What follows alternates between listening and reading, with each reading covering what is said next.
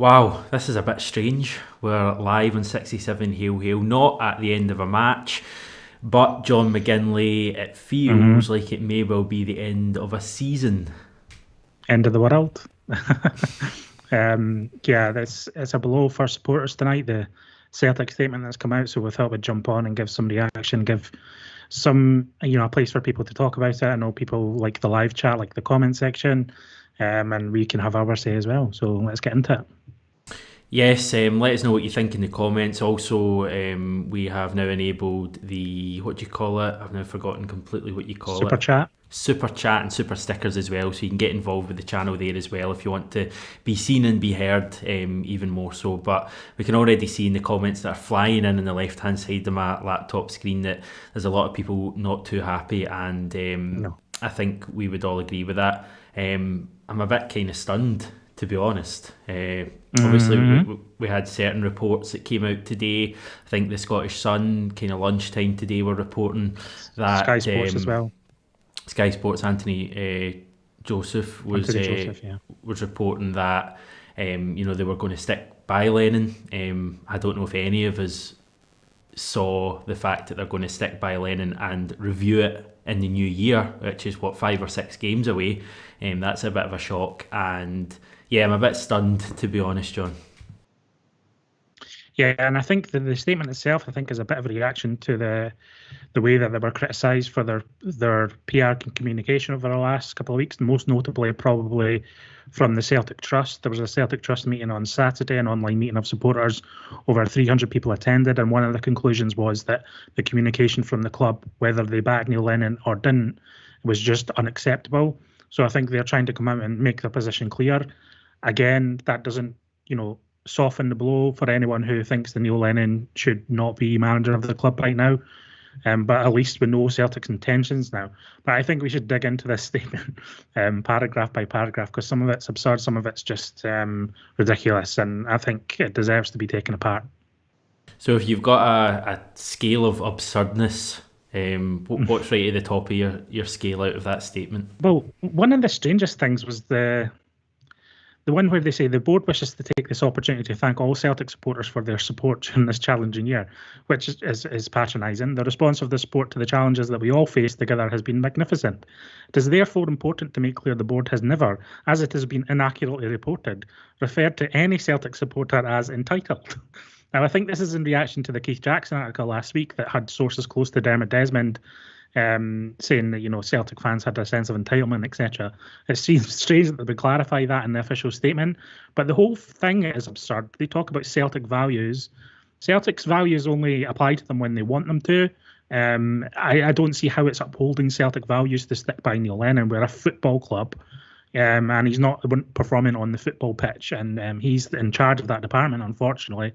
And again, they just seem to be awash with sentiment and birthday card nonsense, as some people would say. So, yeah, it's a farce, Hamish. It's a farce. What are Celtic values? What do they mean by that?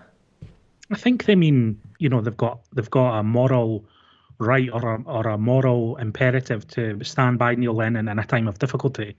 But what they mean by Celtic values seems to change from week to week, month to month. There's been kerfuffles at the club in the past with regards to the living wage, etc. So what are Celtic values, and what how do they want to apply that? Neil Lennon's bad at his job, but because he's a Celtic man, we should stick by him because it's the nice thing to do. That's nonsense, and it's a complete cop out, and it's patronising guff. And the club, again, they're patronise FC now. That's what they are. That's all they do is patronise supporters to the extent that you proceed to check out and click buy. So that's it for me. I said this was going to be a funny one and we should laugh at the statement, but the more I think about it, I'm actually angry. You say they're patronise FC. I would argue that the club has turned into Neil Lennon FC, and that Neil Lennon is almost more important than Celtic, the football club. And as we know, nobody is more important than Celtic, the football club. But it feels very much as if Neil Lennon's career as a manager has been put before the needs and the wants of Celtic this season to win 10 in a row.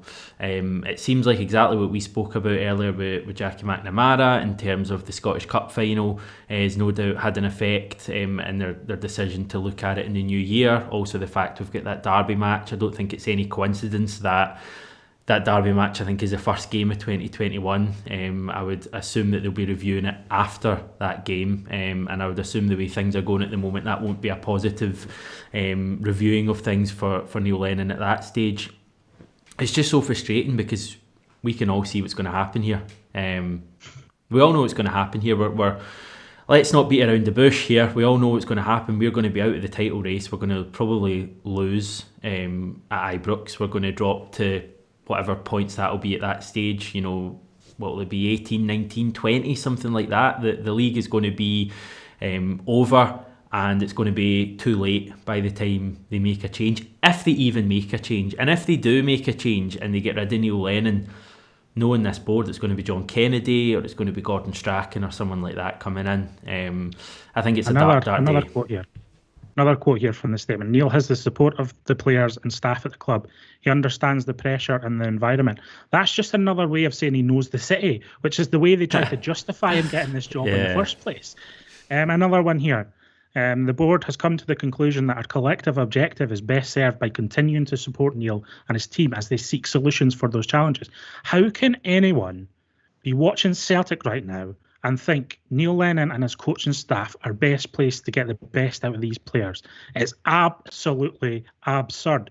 You don't need to be a football scientist to realise what's going on here, and that the team are underperforming, and that the reason they're underperforming is because of the manager and his coaching staff and our tactics and our team selection and the players who don't seem to want to play for the manager despite saying Neil has the support of the players and staff at the club. Again, it's patronising nonsense. What we're going to get is we're going to get Callum McGregor or Ryan Christie doing a club interview tomorrow. We'll get the Celtic View interviews on Wednesday. We'll get Neil Lennon in his press conference defending himself, which he has every right to do as the manager of Celtic while he's still working at the club. He shouldn't be in that position, but he has a right to defend himself against increasingly difficult and challenging to answer questions. Then we're going to play Lille. And then on Friday, the whole process is going to start again. We've got a tricky match against Kilmarnock. It's not good enough. The club are banking on Neil Lennon winning this quadruple treble against a Scottish Championship team and trying to gloss over everything that's gone wrong over the few months to get him into this game against Rangers in January. And the likelihood is we'll lose that, but it'll be too late by then. And no one will forget this. No one's going to forget what the club are doing here. They're going expressly against the wishes, I believe, of the majority of supporters. And yeah, I'm fizzing. I can see that, and you've got every right to be fizzing.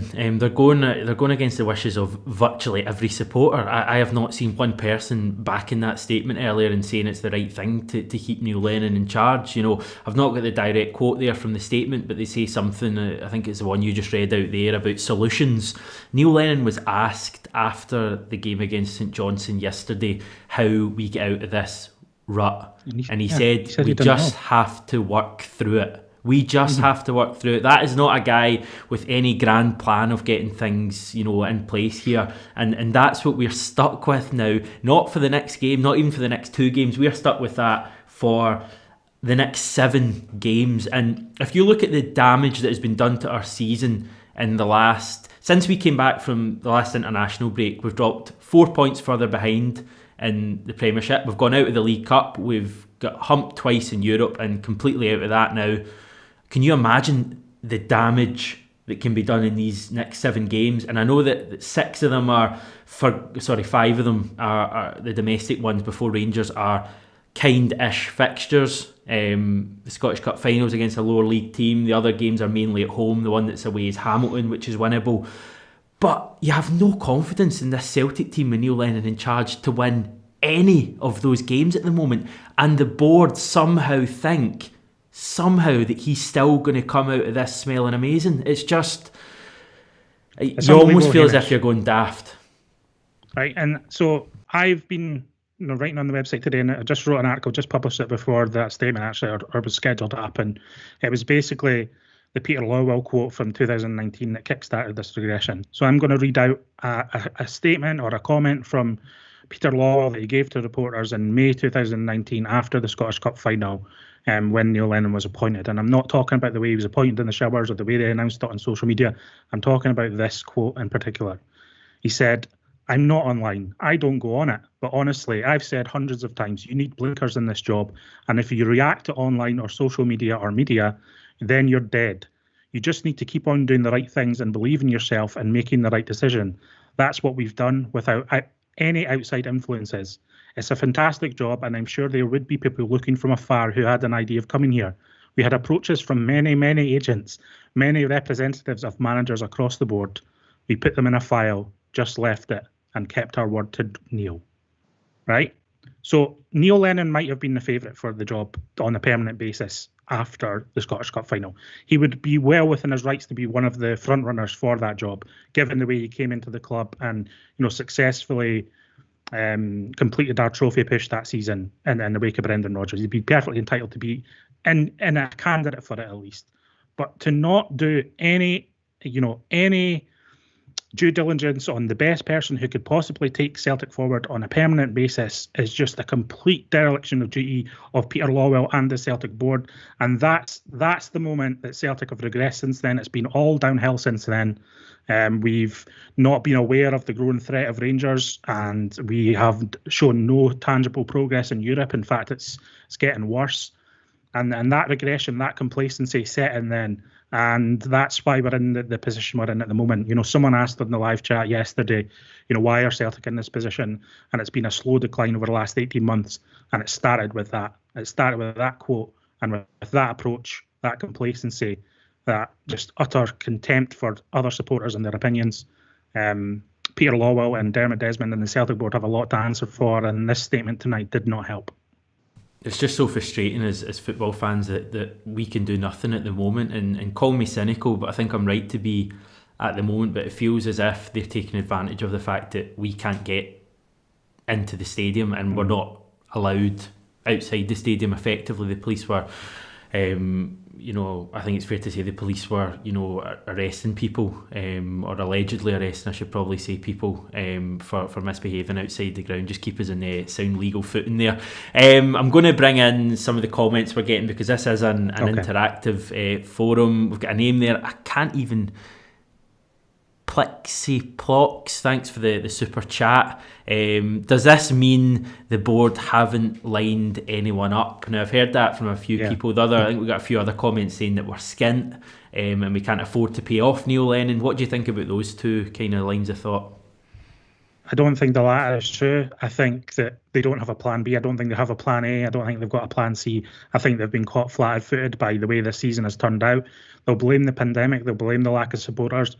But those excuses that Neil Lennon comes up with and the club will come up with, why aren't they impacting anyone at Ibrox? Why aren't they impacting other clubs around Europe? Celtic are not immune to the problems that this pandemic has brought up.